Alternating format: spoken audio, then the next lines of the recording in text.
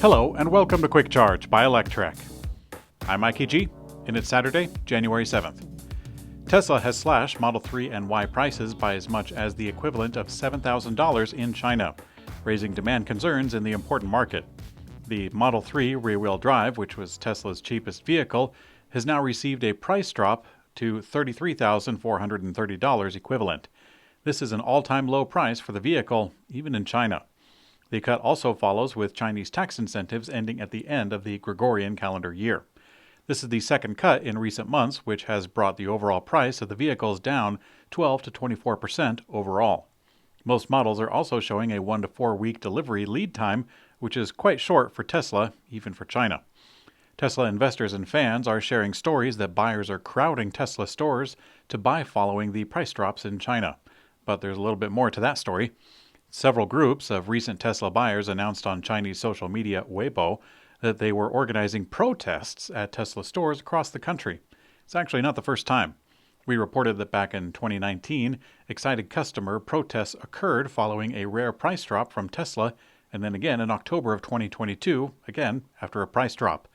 Grace Tao, the vice president of Tesla China, posted on Weibo today claiming that the price drop is actually linked to engineering innovations.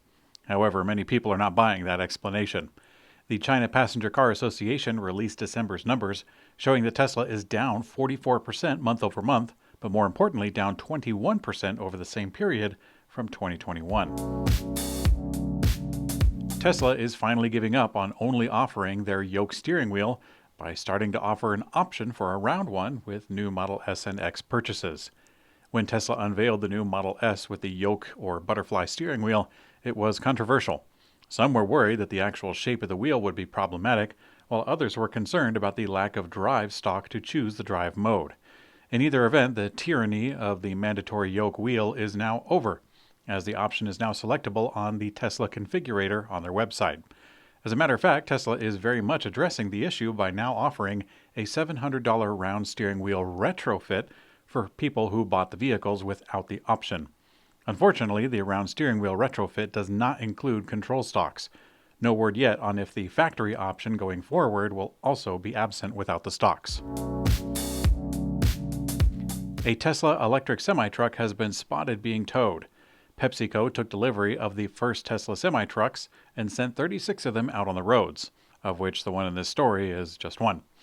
The pictures were shared on the r/Real Tesla subreddit, a community that doesn't shy away from showing some negative aspects of the company. It raised concerns about the brand new truck already facing reliability issues. In all reality, there isn't a whole lot of information about the car being towed, but it does stand to reason that an early program does have some kinks to work out. It's likely that one of the reasons PepsiCo was chosen as an early customer was that 21 of the routes that are operating are in North California, very close to Tesla engineering and the factory where the trucks are being built.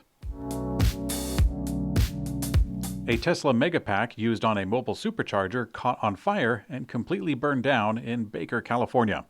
The system in this story is a trailer fitted with a Megapack, Tesla's biggest stationary energy storage system, and a bunch of superchargers. Tesla deployed one such station during the holiday travel season. On the station page, a patron shared a comment saying that it was currently on fire, and then a different user posted a picture of the aftermath. So far, there is no comment from Tesla, which is to be expected, but the local fire department has also not offered comment either. Tesla has deployed thousands of Megapacks around the world since the company launched the product back in 2019. Thus far, this is the second Megapack to catch on fire that we know of. Ford is releasing new functions for the knob affixed to the main vertical touchscreen inside the Mustang Mach-E. Until now, the physical knob allowed users to turn up or down the media volume, but through an over-the-air software update, it can now be changing the climate settings, cabin temperature, fan speed, and heated seats. A few other updates came in, such as a game called Bridge Battle and other infotainment and user settings. Although the new Mach-E knob control update sounds like a good idea, could take a little time for users to adjust to it. You wouldn't want to crank up the volume thinking that it's actually the heater. Chevrolet released a video of their upcoming Chevy Silverado EV towing a 7,700-pound RV. Unfortunately, we really don't know how far it was able to tow or if the route had any hills, so I guess it was just an advertisement. Ram Trucks finally revealed their electric pickup truck called the Ram Revolution. Although Ram is already behind others with several electric trucks on the market right now, the company says that it has given them time to create a superior vehicle. The automaker took the sheets off at the CES trade show. According to the automaker, it will sit on the TSLA frame suited for larger electric vehicles, providing 200 kilowatt hours and up to 500 miles of range.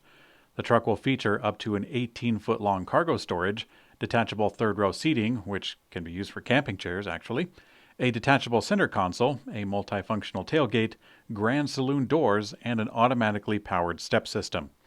Other unique features are the shadow mode, which allows the truck to creep along and follow a user on foot.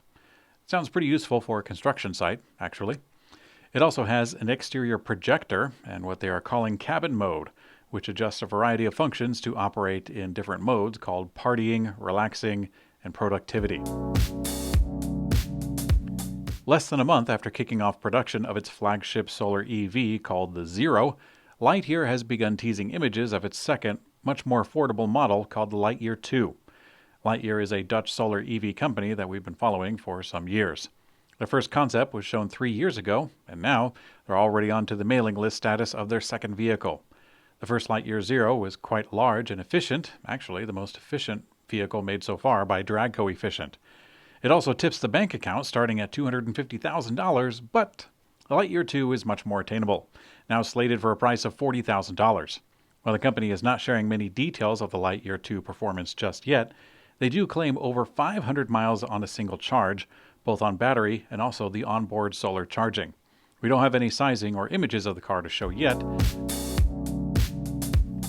For the fourth year in a row, Sony has brought its electric car prototype to CES to show it off.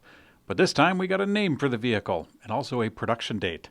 Since last year's show, Sony also partnered with Honda to form Sony Honda Mobility Incorporated. Interestingly, Sony got top billing in the partnership rather than the established automaker. But Sony is also partnering with Qualcomm for its in-car experience with a platform called Qualcomm Snapdragon Digital Chassis. According to Sony's presentation, the car will start U.S. pre-orders in the first half of 2025, and the first shipment will be delivered to North America in 2026 in the spring. The sedan will be called the Afeela, spelled A-F-E-E-L-A, shown with all capital letters. At Electrek, we're actually excited to hear a realistic timeline. Often new EV makers are pining for investment money and make claims that set them up for disappointment. But I guess Sony doesn't need the money. Thanks for watching Quick Charge by Electrek.